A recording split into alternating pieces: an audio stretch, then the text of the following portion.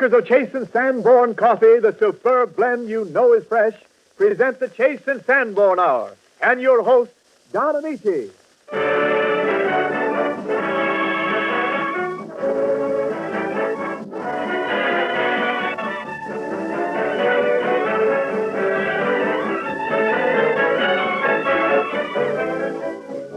This is Don Amici putting out the welcome sign for another Chase and Sanborn Hour with Nelson Eddy, Edgar Bergen and Charlie McCarthy, Dorothy Lamour, the Stroud Twins, and Robert Armbruster.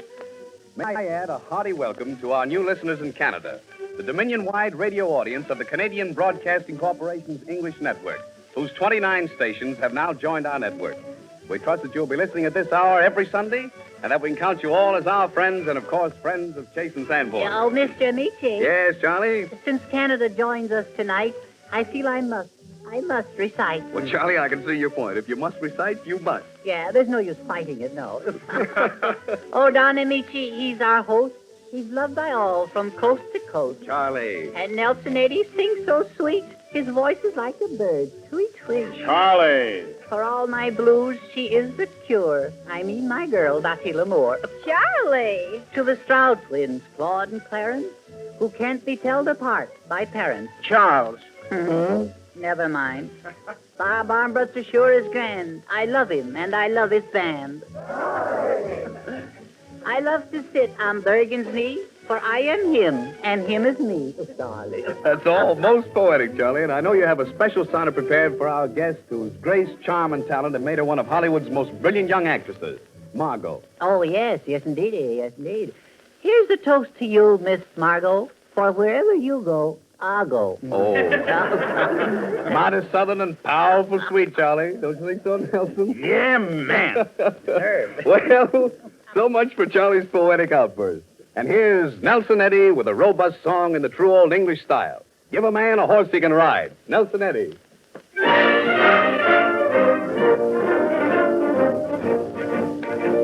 Give a man a horse he can ride, give a man a boat he can sail, and his rank and wealth, his strength and health, on sea nor shore shall fail. Give a man a horse he can ride, give a man a boat he can sail, and his rank and wealth, his strength and health, on sea nor shore shall fail. Give a man a pipe he can smoke, give a man a book he can read, and his home is bright with a calm delight, though the room be poor indeed. Give a man a pipe he can smoke, give a man a book he can read, and his home is bright with a calm delight, though the room be poor indeed.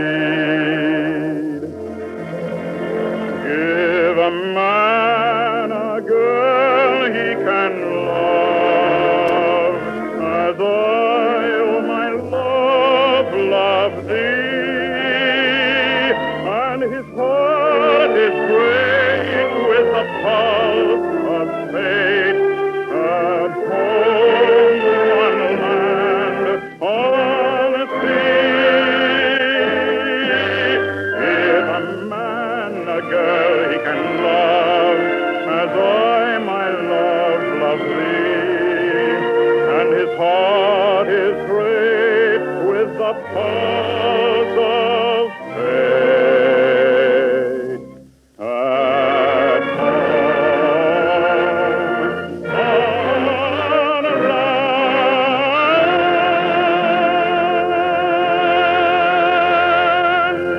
on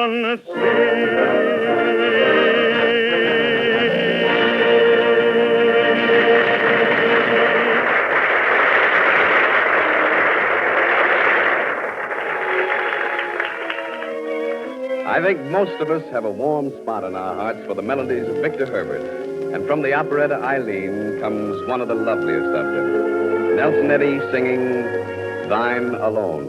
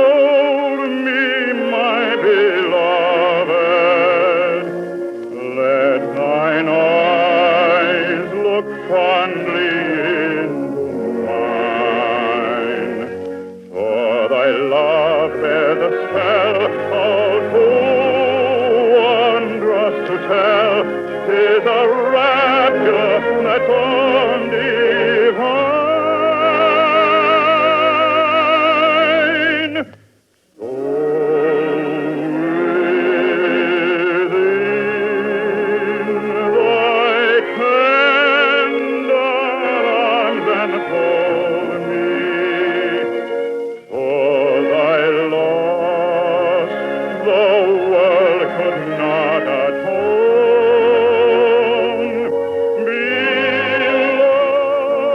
Beloved, I swear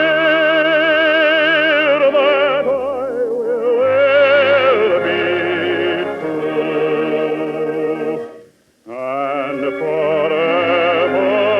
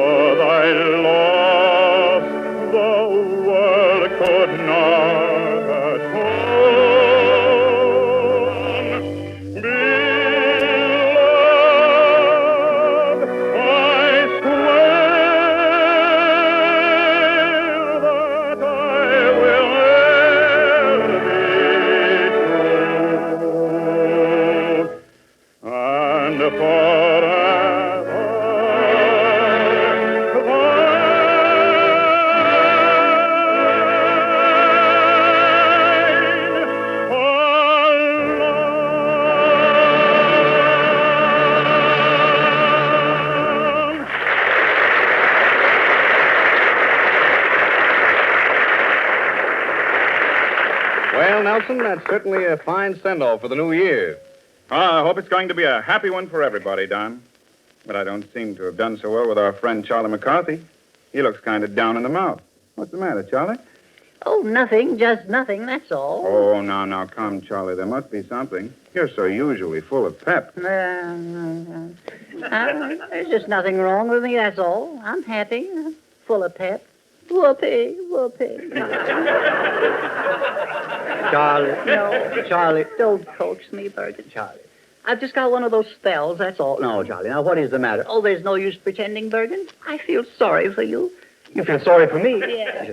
But, Charlie, I'm perfectly all right. Oh, there's no use forcing a smile with me, Bergen. There's no use trying to be a polyquachi, poochie-coochie, oochie-coochie. No. There's no use pretending. No. Well, what are you talking about? Well, I hate to tell you, but I went past your house this afternoon. Oh, I see. Why didn't you tell me you couldn't pay the rent? But I have paid the rent. Oh, you have? Yes. Still the big front, huh? Yes. What are you talking about? Would it surprise you to know you're dispossessed? Well, it would, yes. Well, surprised you are. Well, would you mind telling me what makes you think so? Well, it isn't customary to have the furniture piled up in the front lawn. Oh. Yes.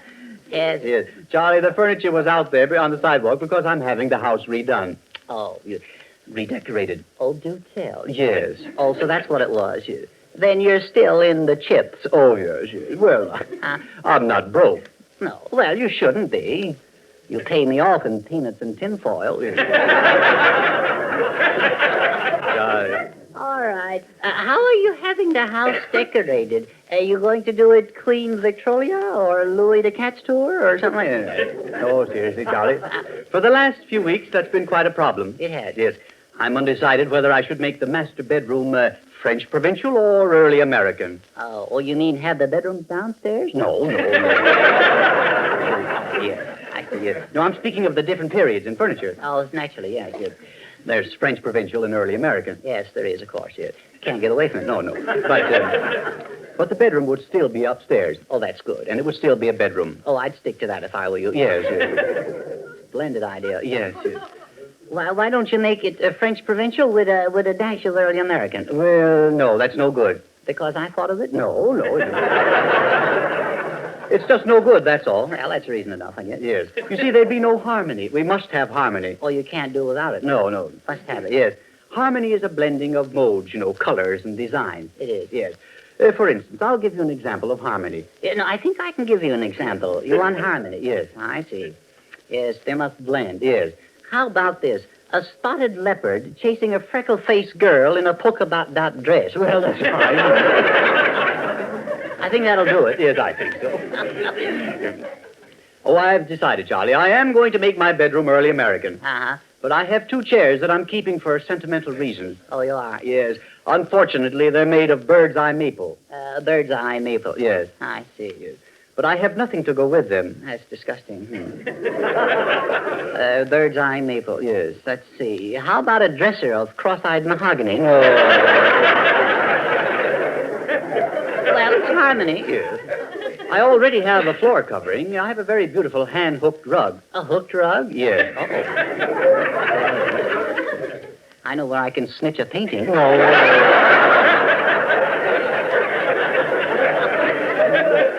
I'm a willing worker. Yes. I don't want anything in my room unless it fits in with my scheme of early American. Oh, it must be early American. It must be. I see. Well, let me see. Early American. Let's see. How about a stuffed Indian? No.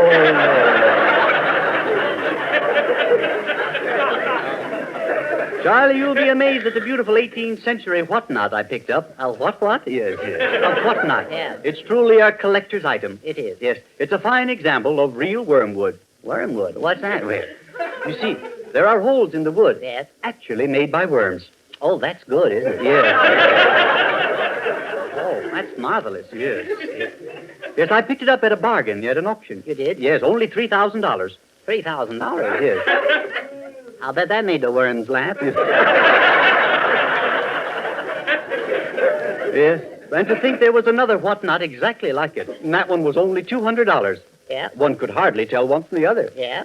Well, why didn't you buy the cheaper one? What was the difference? Well, the cheaper one, you see, had imitation wormholes. Imitation? Yes. The wormholes were made by man. Oh, I see. Do you mean to say that men work cheaper than worms?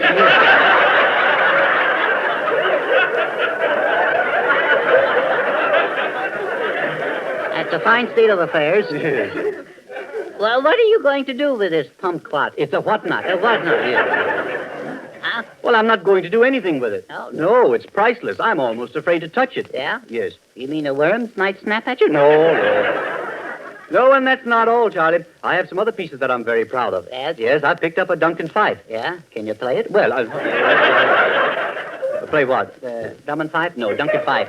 That's what I said, Drunken Fife. Duncan Fife. And I have a beautiful vase that would look very nice on the table. A vase on a Duncan Fife? Yes. Oh, my dear. It Must be nothing short of a vase. Well, I don't want it to look too formal. No.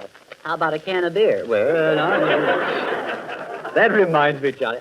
I did pick up something at the auction that's really remarkable. Yeah? Yes. What did you get? Well, Charlie, I've got the oldest pewter mug in the country. Yeah.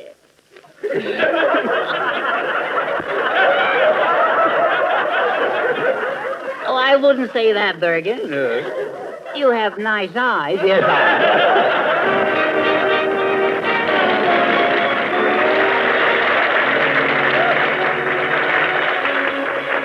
I think we'd better take Charlie's mind off decorating before he decides to redo Edgar himself. So here's a diverting little tune from the new Paramount picture Love on Toast that ought to turn the trick. It's called I Want a New Romance, and Dorothy Lamour sings it for us. I wish that someone could assure me I'd never be a romantic dunce again. And yet the only way to cure me would be to go through the whole thing once again. I want a new romance to make me forget the old romance. I'm giving my heart just one more chance for love. I sat around and cried, didn't think I would. A brand new thrill or two might do me so much good. There must be one around who'll never give me the runaround. I'll meet him and I'll be heaven-bound once more. I'll view each prospect with that come-hither glance until I find a new romance.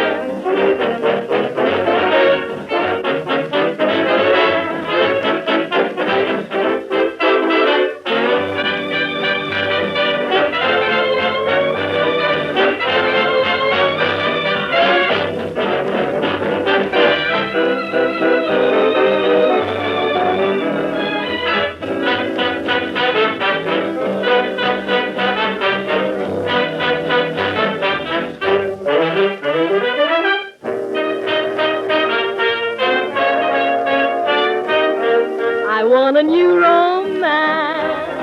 I'm asking one more chance. I sat around and cried until I nearly died. There must be one around who'll never give me the runaround. I'll meet him and I'll be heaven-bound once more. I'll view each prospect that come hither glance until I find I want to find I need a new romance.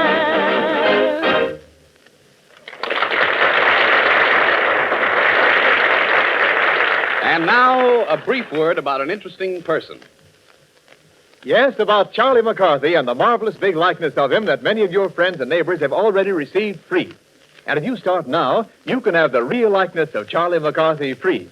He's over 20 inches tall, printed in full color on strong cardboard. His mouth moves, his eyes roll, and he sits on your knee. To get him free, simply mail us 4 bag fronts showing the date from 4 one-pound bags of Chasen's SANBORN dated coffee. Do this before January 31st, and we'll mail Charlie to you free. We're keeping this offer open until January 31st, so you can buy your dated coffee as you need it, 1 pound at a time. Then you're sure of coffee that's fresh, free from the harmful effect stale coffee may have on your system, never stale or rancid tasting. For Chasen's SANBORN dated coffee is guaranteed fresh by our unique dating and rapid delivery system. It's rushed to your grocer freshly roasted with a delivery date clearly marked on the money-saving dated bag. You can't buy it stale.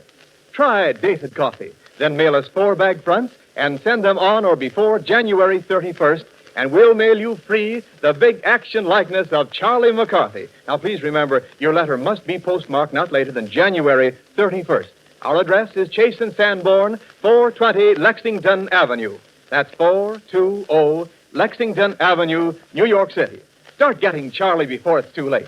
Buy Chasen SANBORN dated coffee from your grocer tomorrow.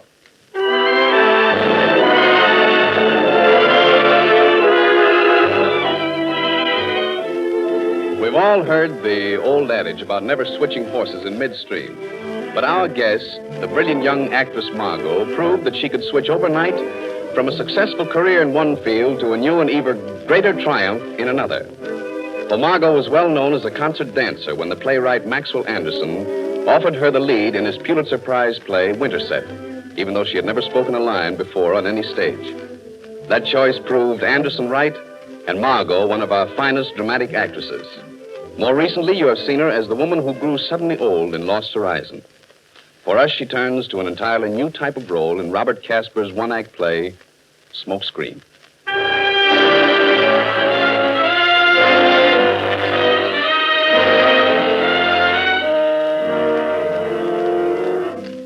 Smokescreen with Margot as Katie and Anamichi as Detective Burns.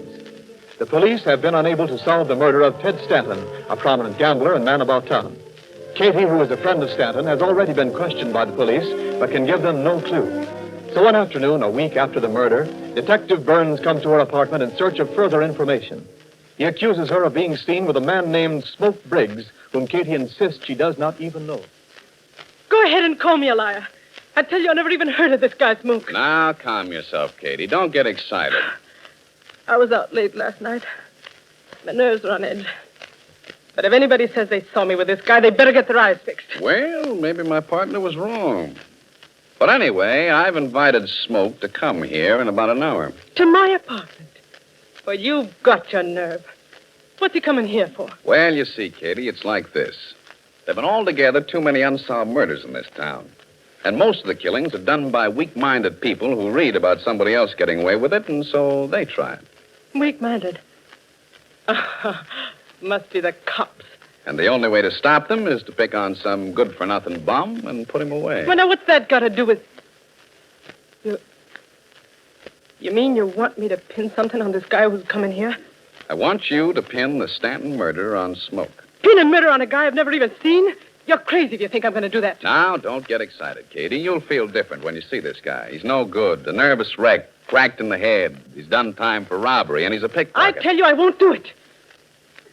It's against my conscience. Conscience? Yeah, I got one, all right. For some things. Just like everybody's got one for the things we want to have it for. Well, framing some poor guy is one of the things I've picked, see? Come on now, Katie. We got to pin this murder on someone, and quick, for the sake of the whole town. I won't do it. I can't. We've got the whole thing fixed. He's heading for here this afternoon. But why? I don't understand what... There's a certain check that could put Smoke away for a long time. Forgery carries a nice long sentence. Stanton had that check. Now, how would I get it? Well, Stanton was pretty sweet on you, wasn't he? He had a lot of enemies. So he gave you all his important papers to take care of for him, see? Anyway, that's the tip Smoke got. You mean you made him believe that? You know, Stanton wouldn't have trusted me or nobody. Sure, but a guy that's trying to keep out of prison believes things easy. And with that check lying around loose, Smoke ain't too safe. Besides, we've had him down at the station for 2 days. Maybe the boys weren't too gentle. Anyway, Smoke fell for the story. But I haven't got the check. I tell you, I haven't got anything of Stanton's. Say, why should you ask me to do this? Because you knew Stanton, that's why. Oh, lots of people knew him. Ask one of them. I'm asking you. You mean I got to? That's right. And if... There isn't going to be any if. Now, you listen to me. I've been kind of sweet and gentle with you so far. Now, I'll tell you something. Either you're going to help us put Smoke away, or else. Or else what? We'll leave Smoke out of it and pick on you. Oh, no, you can't do that. I didn't kill him. You know I didn't. You and the whole squad put me through the 3rd degree.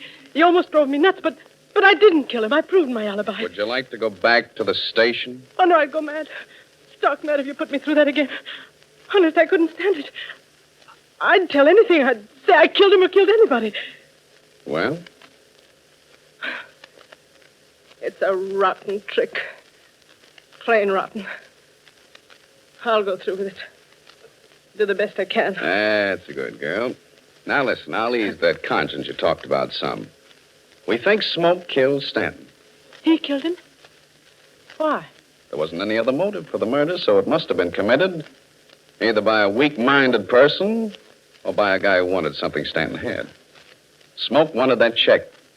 We know he tried to get it several times, even threatened to kill Stanton. Hasn't he got an alibi? Yes, but alibis don't mean much. What we want is some clue. For instance, something like the gun that was used. You haven't found the gun? No, nor any other scrap of evidence. It was a perfect getaway. But you don't need any evidence to put a guy away. You were just saying that. That's right. But if you can do it regular, it's easier. Avoids the chance of a slip-up in court. Now, listen. When Smoke comes, you work on him and see what you can learn. And when you're ready, go to that window and wave your handkerchief. I'll be waiting right across the street. All right. I'll try it.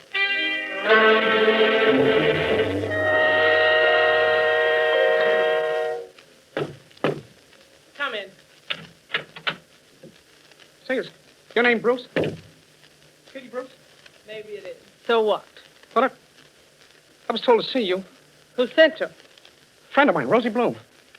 You know him, don't you? No, I don't. Oh, well, maybe I'm in the wrong place. She ain't been in such a swell joint since... Since when? You don't know Rosie? He said he knowed you. Hey, maybe I'm wrong. What was the other swell dump you was in? Stanton's. So what do you ask me that for? Oh, never mind. Say, listen. This ain't no game the Dix is playing on me, is it? I'm gonna get out of here. Hey, come on, just a minute. I knew you was coming. But I gotta be careful, see? Did the Dix have you at the station? Yeah, I was there. How long? 2 days, maybe longer. Seemed like years. Look at me. Can't you see it? Seemed like years. I'm all shot. I'm so jumpy I think I'm going nuts. My head's all mixed up. It's pounding like a hammer. You don't know what they do to you down there. They didn't let me sleep. Did they ask you about Stanton? Hey, listen, I'm away from the police. I came here to get something. I want to be friendly, but I'm all right. Can't you see that? I asked you a question, and you gotta come clean quick, see? Yeah, but you be quick. You got Stanton's papers. There's something in them I want. Then I'm going to get out of town in a hurry. How long did you know Stanton? 3 years. Maybe longer. What else? You went to him a couple of times to get a forged check back, and he turned you down. Is that straight? Yeah. What are you getting at? And you threatened to bump him off? No, I told him that a couple of times, but I didn't mean nothing. So what is this? Maybe you ain't got that check, Oh, huh? I got it all right. Oh, that's great. Give it to me, will you? You know what'll happen if the cops get their hands on it? They'll have me for forgery. And if they get me down there again... I can't do it. You can't do it. You can't give me that check? I can't pin the Stanton murder on you. That's what I mean. You're lying. Lying. I'm telling you straight. Now listen to me. Burns came here to fix things so they could put you away for good. With that check, they got a great motive for murder. You're lying. Why did you have me come here? Get out before I turn you in. Turn me in? Maybe you think I got the dough to pay for that check, huh? I got it, see? I got it. I want your money, and I haven't got the check, I tell you. The Dicks made you believe that. They framed you to come here. Can't you get that through your skull? Frame me. You give me that check quick or I'll frame you. Frame me, you. Frame me. Yeah. And I can do it like nothing, too. I was going by Stanton's just before he was bumped off. Not, I'll say I heard the shot and then seen you coming down the steps. You dirty, good-for-nothing bum. That's what you'd say, is it? That's the lie you'd tell to save your dirty neck. Well, the Dicks know where I was every minute of the night. So you'd frame me, would you? No. I didn't mean nothing, honest. Honest, I didn't. Give me the check and I'll beat it out of town. Listen, Stanton was a friend of mine. I know who killed him. But I won't tell the police if you come clean with me. Where'd you put that gun? The gun? Where'd it? Give me the check and I'll tell you anything. I can't stand these questions. My head is driving me crazy. Give it to me and then I'll beat it before they can find me. Tell me now or I'll turn you in and the check with you. I didn't bump off Stanton. Honest, I didn't. They'll take you back to headquarters. Give you the 3rd degree again. They'll put you in a room with lights in your eyes. They'll pound questions at you. They won't let you sleep. Your mouth will be dry, your throat choking for water, but they won't give you a drink. Shut up! They'll never take me back there. I'll kill myself first. They'll beat you till you pass out. And when you come to, they'll still be there, asking you questions, till you don't know what you're saying, till you say anything to make them let up. And they'll get it out of you anyway. You'll confess. Shut up, I tell you. There'll be months in jail. And in the end, they'll send you to the chair. Stop it, I'll go mad just thinking about it. Don't keep telling me. Don't. Listen! I'm giving you a chance to get away, to be free. A chance to live in your tenement now. No, I ain't. I'll say anything to get that check and get away. I'll tell you. I killed Stanton. I killed him and threw the gun away in the river. You lie. You didn't throw the gun in the river. Well, I'm trying to remember. You put it in the chimney. Away up. In the box where Stanton hid his stuff. That's where you put it. Yeah, up in the chimney. I remember. But you won't tell me. You give me the check and let me go? Sure. I'll give you all that's coming to you. Say, what are you doing at that window? Waving that handkerchief. You ain't double-crossing me, are you? Forget it. Just remember where you put that gun. You put it in the chimney. Way up in the chimney. Yeah, we found the gun, Katie. Ben! You! We just wanted to be sure who hid it. I fell for it. I fell for your dirty trick. You didn't know I used to be on the stage, did you, Katie? Sure, I started out to be a Barrymore. But it comes in handy now and then. Well, Katie? All right, I killed him. Think I didn't have a reason. I loved him, that's why. For years I loved him. We was going to be married. And he double-crossed me. He told me he was through with me. He was going to marry another dame. Told me to beat it anywhere. Away from him. I saw the gun on the table and all of a sudden I pulled the trigger. Reading all those lines about murders must have got me too. Weak-minded. I was crazy. Crazy over him.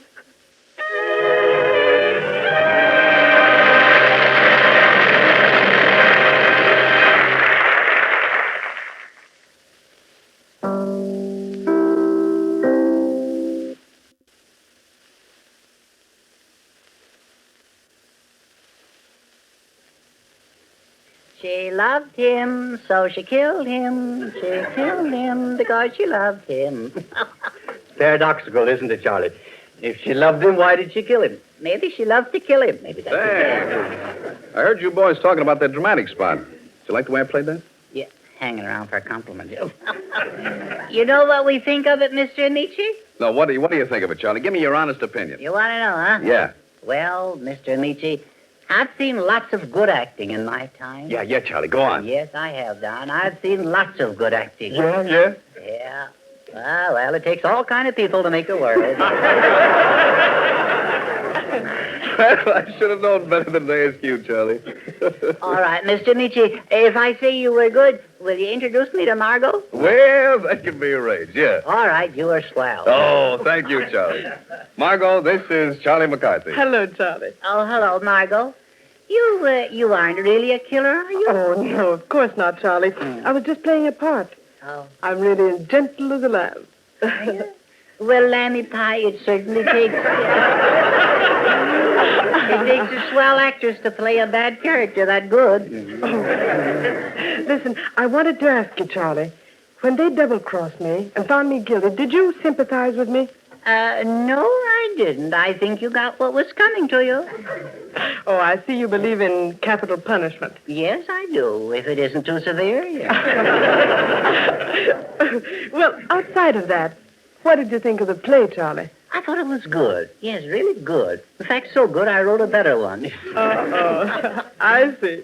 Well, what do you call your play? I call it Smokescreen. Oh, but Charlie, dear, you can't do that. No? No, you can't. The author of the original play wouldn't like it. Oh, he wouldn't. No. He's sensitive, huh? Oh, very. All right. Then I'll call mine Smudge Pot.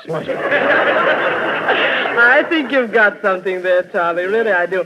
Are you going to play the two parts like Don Amici did? No, why should I wear myself out? Nelson Eddy's going to help me. And who's going to portray the girl? Dorothy L'Amour. You see, it's like this. I'm Detective Burns, see? Uh-huh. And by my side is Nelson Eddy, the inspector. One of the brightest men on the force. Aren't you, Inspector? Oh, shucks. That's what they say about me. Well,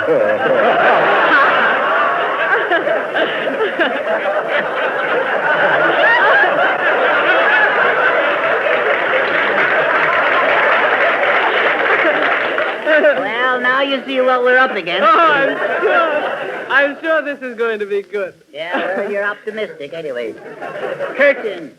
Action. Jiggers, the police. Oh, I forgot. I am the police. Yeah, isn't that silly? Let's go on. Who is it? Open the door in the name of the law. Say, what do you guys want? We want to give you the 3rd degree. You can't do that to me. Well, there's no harm in asking. Who are you two mugs? Oh, she knows us, huh? I'm Detective Burns, and this is my partner, Inspector. Inspector, Inspector, what is your last name, Inspector? It's, slipped my mind. Shucks, I know it swells no more name. Oh, come now, Inspector. Don't you know your own name? Well, I'm working on it. Yeah. I can't blame the guy for trying. Well, what do you want with me? Oh, you don't know, eh? Well, we want to talk to you about that man who was shot. How about it, Inspector? I'm innocent. I know you are. But somebody's guilty. You're wasting your time. I didn't do it. You admit it, eh? I admit nothing. Did you hear that, Inspector? She admits nothing. Well, don't worry. I'm working on it. Yeah. Say, how'd that lug ever get to be a detective? Well, he's more of a Secret Service man. Anything that happens is a secret to him. Isn't it, Inspector? Yeah. But I'm working on it. That's enough. Keep fighting. Let's get down to cases now. Is your name L'Amour? Yeah. I think we got something there. I don't know what it is, but I think we got something. What do you think, Inspector? Yep. It's a open and shut case. Yeah. Either we got something or we ain't. Yeah. That's deduction. Yeah. That's right. Now listen, L'Amour. Is it alias Lavere, alias Laveri, Lavore, and alias Lavalier, alias Dollyface Dotty? Yeah, what about it? Ha-ha. Well, what I want to know is where were you at 8 o'clock on the night of June 9th? And also where were you at 9 o'clock on the night of June 8th? Or better still, what are you doing tonight?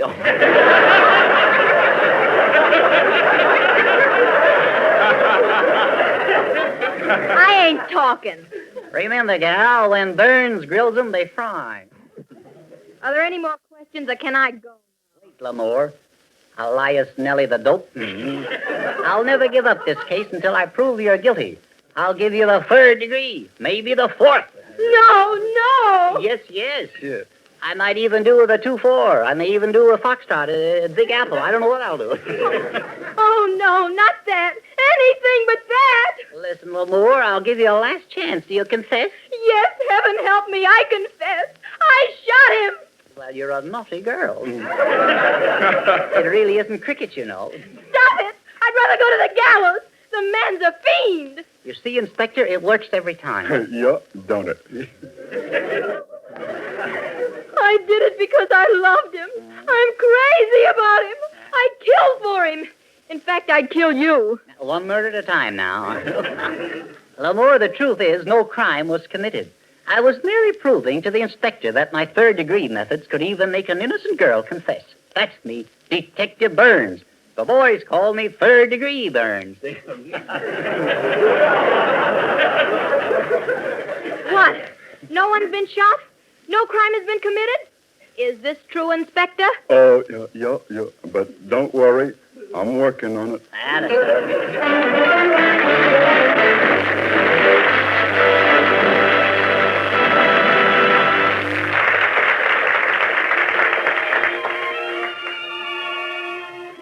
Over at 20th Century Fox, we've just finished a great new picture in old Chicago. One of the songs Gordon and Revel wrote for it sort of got in my ears, and I found myself humming it on the set for days after I first heard it. I hope you'll like it, too. It's titled, I've Taken a Fancy to You. For every girl there is a certain boy. Together they know happiness and joy. I've looked for my ideal, and somehow now I feel that you and I may be that girl and boy. I've taken a fancy to you. I took but a glance and I knew there's something about you that pleases the eye, makes me sigh. I wonder why. I've known you forever, it seems. You've shown up in all of my dreams. But now I'm awake and my dreams have come true. I'm full of romance and I've taken a fancy to why, oh, you.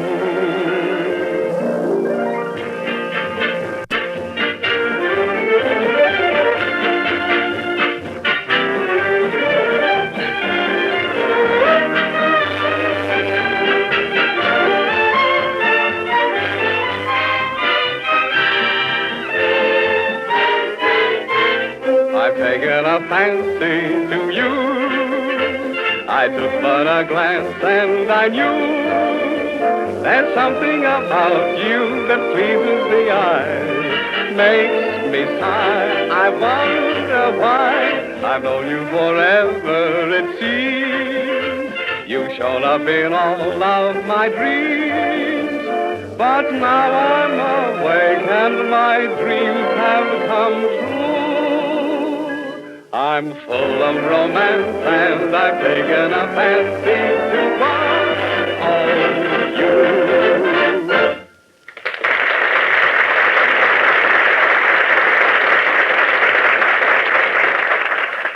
Don, that song was Thanks, indeed... Clarence.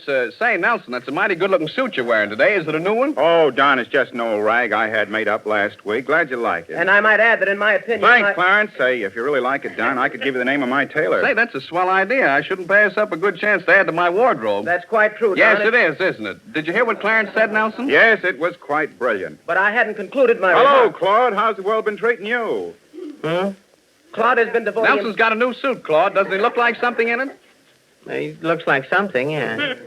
You know, Don, Claude has been working... Well, what's wrong with Nelson's suit? He imported it from England. You ought to send it back. Claude has been working... Say, Clarence, what's the matter with you? You just stand around and hardly say a word. Well, Yes, you are quiet. Aren't you worried about him, Claude? This is the happiest moment of my life. He's happy about the whole thing. Well, I don't want to see Gee it. whiz, son, you make us feel right mean when you talk that away. Shucks, partner, Wins ain't meant no harm. He can speak all he's wishful, can't he, Don? Yes, indeedy, he sure can. Couple of hillbillies. All joking aside, Clarence, I feel that we've been somewhat rude to you. That's all right, Don. I realize. Yes, we certainly should apologize to you, Clarence. I understood all the time, Nelson. I knew it was not your intention. Of course not. So long. I knew it was not your... Certainly not. So long. Awfully nice fellas. Yes, I'm surrounded by good friends. You're surrounded, all right. Well, that's of relative unimportance. My main interest is centered upon your movie scenario, and in your behalf, I have enlisted the interest of Margot. Who go? Margot. Garbo? Margot. Just let it go. Of course, you know who Margot is. She's a splendid actress with many successes to her credit, and I think it quite a tribute to my powers of persuasion to have succeeded in having her consider the role of the heroine. Don't you think so? Not particularly, no. Margot, my brother, has peculiar ways of expressing his enthusiasm. I hope you won't misunderstand. Oh, you don't have to worry about that, Clarence. I've just been talking to Nelson Eddy and Don Amici, and they explained everything about Claude. I'm ruined.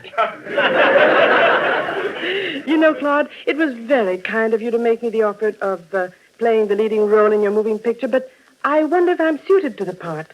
What does the heroine do? She goes to the West Indies. Oh, she travels. She goes to the West Indies. Jamaica? No, she wanted to go. It's her own idea. Margot, I don't believe that my brother is giving you much of an insight into his artistic efforts. I suggest that you tell Margot about the story of your picture, Claude. Yes, do. Tell me, Claude, is it a love story? Is your hero young, strong, handsome? Yes. Ah. Now tell me, whom did you have in mind to play the part? Me. Oh, I see, a character role. How can you flagrantly announce your readiness to assume the role of the hero when you can't even read lines? Can you read? I certainly can, and to prove my point, I shall quote from Shakespeare, the immortal bard.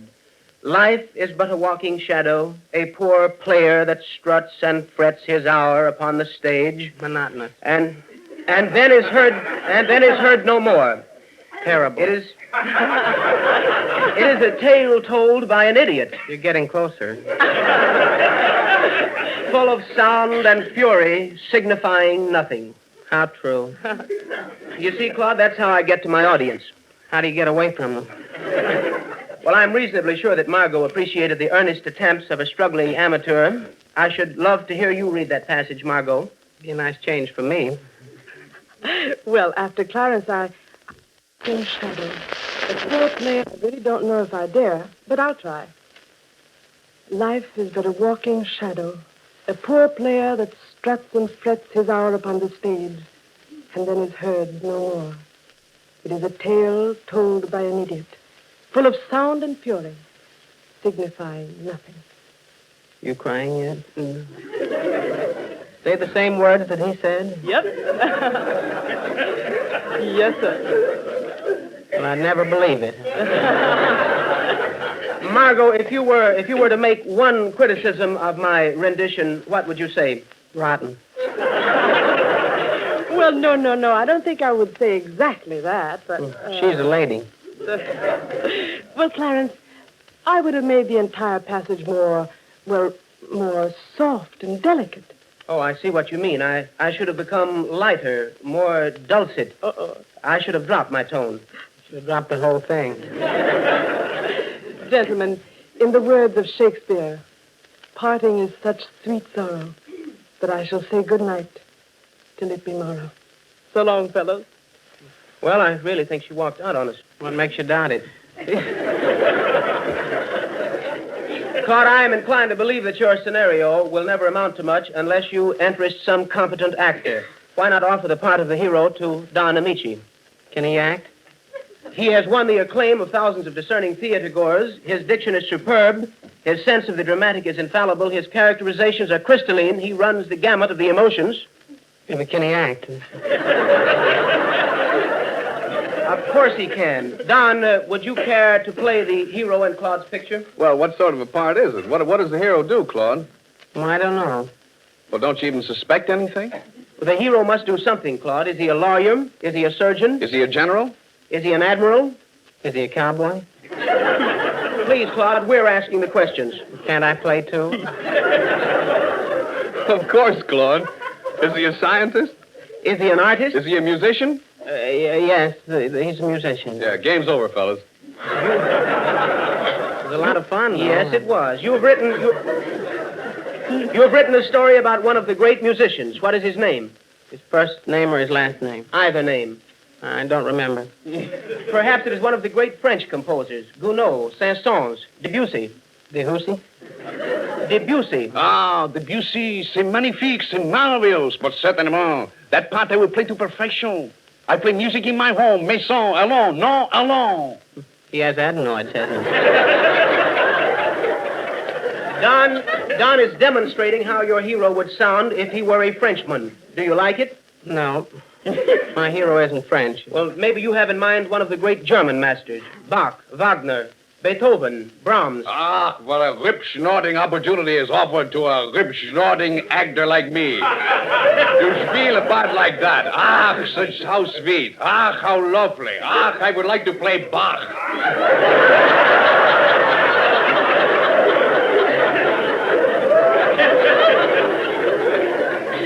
Got tonsils, too. Let us not dally. Claude, do you wish to avail yourself of Don's Teutonic interpretation or to reject it? Is it in or out? It's out. Well, we must narrow down the possibilities. What kind of a musician is he, Claude? He's an organist. Oh, an organist? Yeah. There's a monkey with him. Oh, that's fine. You mean the hand organist? You wanted for me to take it apart with the organ and grind it with the monkey. Oh, I'm a bust out of my chest with a great big pride. He ought to be quarantined. Quando è stupido questo qua è pazza. Gets upset, doesn't he? Don is a true artist. Although the part is a trivial one, he is presenting it in its natural dialect. Look, Claudia, I tell you what we do. We're going to make a big success. You and me, we're going to be partners. I'm going to play the organ and grinder. You're going to play the monkey. Everything's just going to be monkey doodle.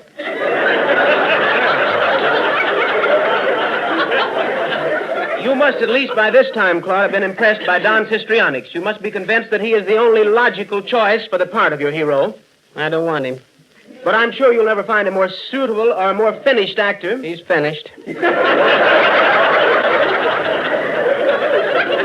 Well, you do applaud his technique. You do admire his work.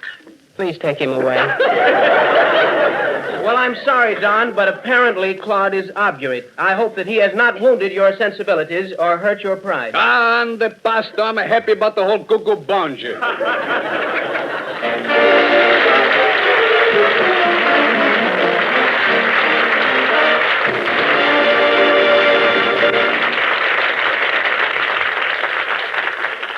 Next, a bit of news concerning your home. If you've received one of our big free likenesses of Charlie McCarthy, you know how much fun he brings the whole family. He sits on your knee and moves his mouth and eyes. He's over 20 inches tall, made of heavy cardboard and brilliant color. And if you haven't sent for Charlie, be sure to do it at once. Don't miss this special chance to get him free. Mail us 4 bag fronts showing the date from 4 1-pound bags of Chasen's SANBORN dated coffee, and we'll send you Charlie free. This offer lasts until January 31st, so you'll have time to buy your dated coffee as you need it, just 1 pound at a time. Then you're sure of fresh coffee, a blend free from stale, rancid taste and from the harmful effect stale coffee may cause. For dated coffee is guaranteed fresh by our dating and rapid delivery system. It's rushed to your grocer freshly roasted with a delivery date clearly marked on the economical dated bag. Enjoy this superb blend. Buy only 1 pound at a time, and then mail 4 bag fronts to us before January 31st, and we'll send you a big likeness of Charlie McCarthy free. Be sure your request is postmarked before midnight, January 31st. The offer closes then. Please take down our address. Chase and SANBORN, 420 Lexington Avenue. 420 Lexington Avenue, New York City. Start getting Charlie free. Don't delay. Buy a pound of Chase and SANBORN dated coffee from your grocer tomorrow.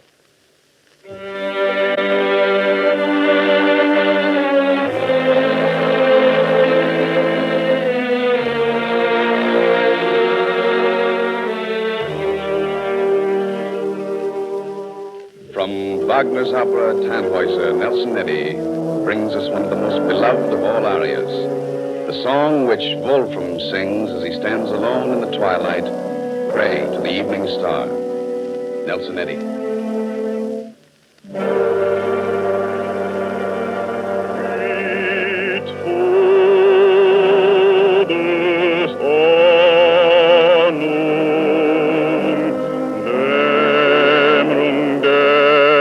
Die Lande umhüllt das Tal mit schwärzlichem Gewande. Der Seele, die nach jenen Höhen verlangt, vor ihrem Fluch durch Nacht und Rosen wankt.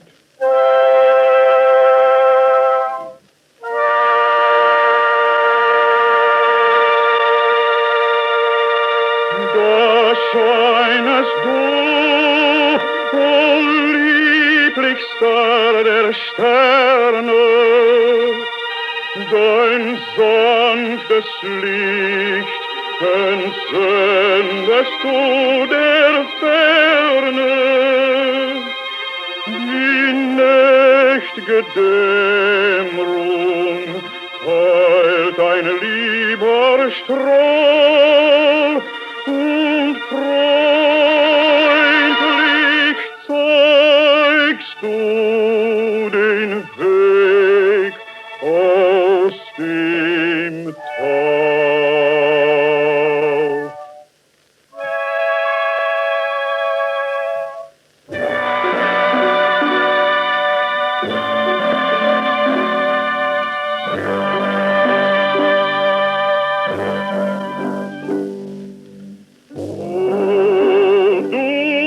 Meine holde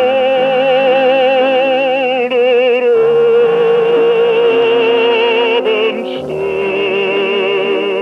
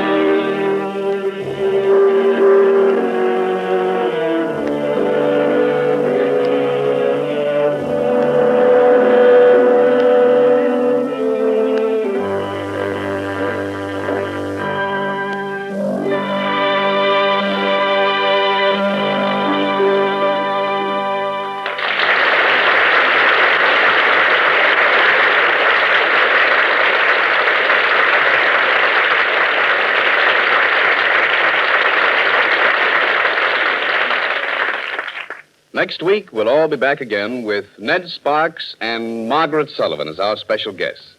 Until then, may I remind you that this hour with you is made possible by your purchases of Chase and Sanborn coffee. There's no better way to tell us that you've enjoyed our show. And before we say goodnight, we all want to join in this wish. May the new year bring you good things in great abundance. And may it bring us all closer to this vision so beautifully expressed by James Hilton. Help us to rebuild the world for more splendid lives than ours. Add wisdom to the ardor of the young and loving kindness to the musings of the old. Make our eyes aware of things that are too gentle to proclaim themselves. Grant comfort to all quiet, kindly folk who carry peace in their hearts. Give patience to those who wait restlessly and hope to those who have ceased to believe. And fill our hearts with faith in a kingdom of heaven, which our children's children may someday find on earth.